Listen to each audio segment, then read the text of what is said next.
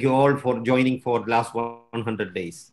Now it is our guest of honors, Dr. Sassan Behjat, who is a founder and managing director of UltraMedicals, who will be joining us from US. Dr. Sassan. Okay. Thank you and good evening from Philippines. Thank you. And yeah, I think we met briefly in Ayush conference, if you remember. Yes, so yes, I remember you, sir. Yes. Yeah, yes. Thank you very much to the organizers for arranging such a wonderful gathering. I don't have any data to present as proof of homeopathy, but I have one case which I can full-fledgedly say homeopathy works, and that is the presence of Dr. Ismail Said. I met Dr. Ismail Said exactly 30 years ago here in UAE, and the past 30 years, he hasn't changed a bit. He's even become younger. So this is a great proof for homeopathy, really. I don't need any proof. I don't think anybody needs proof. Just show the pictures of Dr. Ismail Said 30 years ago and today, and that's a proof for homeopathy. The rest of the things, I think science is the best thing to prove homeopathy. Data will show very soon, you know, all the data that has been collected during the pandemic or before that. But I also have an inspiration here, which I have to share with you. I found Dr. Dana Allman here, and Dana has been, I told him when we met in US that, you know, he's like my guru. And he said, how? And I told him, Dana, it was your book in, I think it was in 1992 or 1993, which he published a book called Homeopathy, the Medicine for 21st Century. And then that book was in the Ministry of Health in UAE where I was working. And then I picked up that book and I said, wow, that's interesting. Who is Dana Allman? I came to know about him. And then I said, then I took a challenge for myself.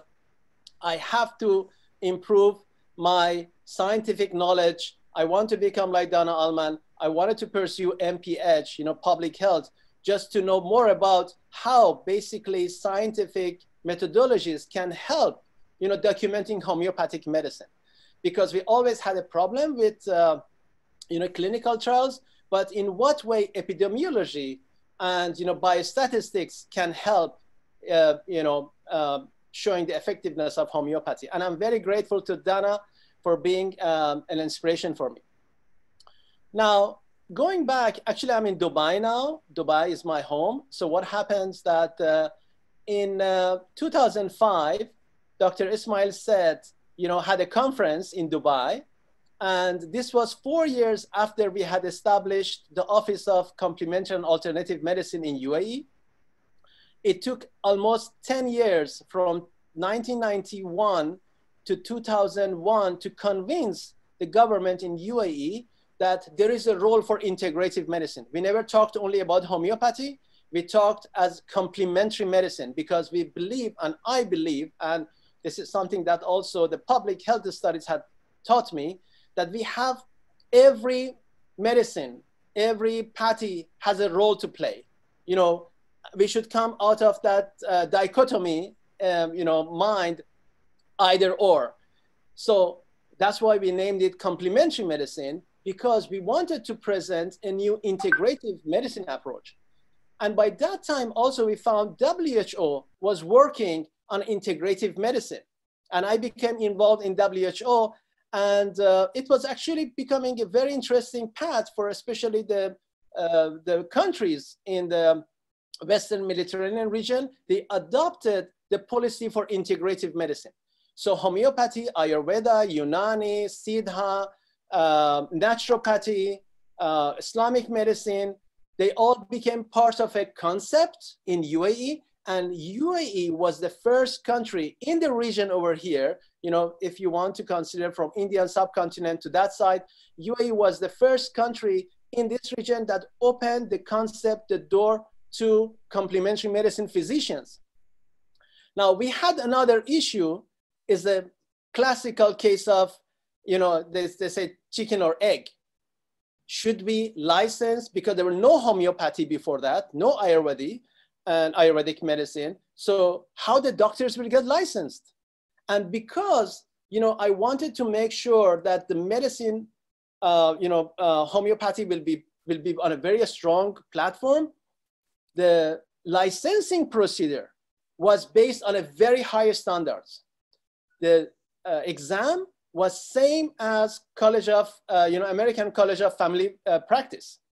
So because we gave so much importance to science of diagnostics. Why?